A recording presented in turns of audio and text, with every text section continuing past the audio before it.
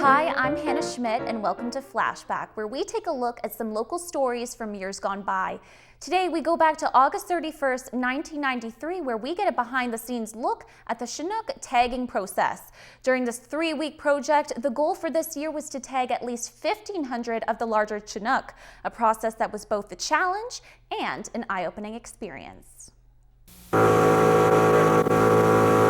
This year's tagging process is an important one for the Deep Creek Hatchery near Terrace.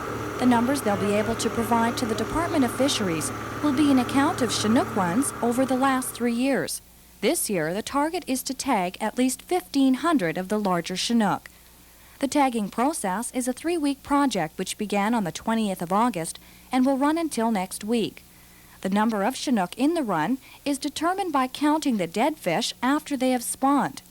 Hatchery manager Jorma Jurkinen says the method they use is quite accurate. We use a method called the Peterson index, or Peterson method, and it's based on a ratio of marked recovered.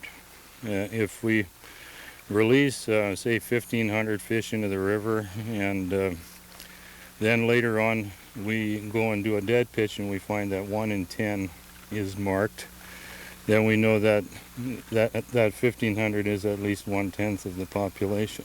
And we can back calculate the population from that. Jurkinen says this is one of the best ways to determine the count. He says the Deep Creek Hatchery is the only one in the Northwest that uses this method of tagging. The tagging method consists of placing a numbered metal tag and punching a hole in the gill of the fish.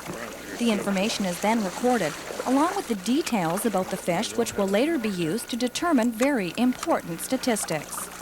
We will be providing the number of marked fish that we have released, the number of marked fish in our recoveries, the number of total fish that we've captured, and also the number of fish that have lost their tags, the number of fish that have moved up the river and down the river after tagging, and the number of males, females, and jacks in different portions of the river. And they'll calculate a population for each section by age, also by sex, male, female, or jack, and then they'll pool all of these into a big result. It's called stratified random sampling. Once the fishers have completed the tagging, they'll return once again to collect broodstock. It's the process of collecting eggs from the females and sperm from the male Chinook. The incubation of the eggs will take place at the hatchery. Those fish will then be tagged with coated wire tags and have their adipose fin removed before being released to survive their ocean life. Randa Saad, First News on the Upper Kalum.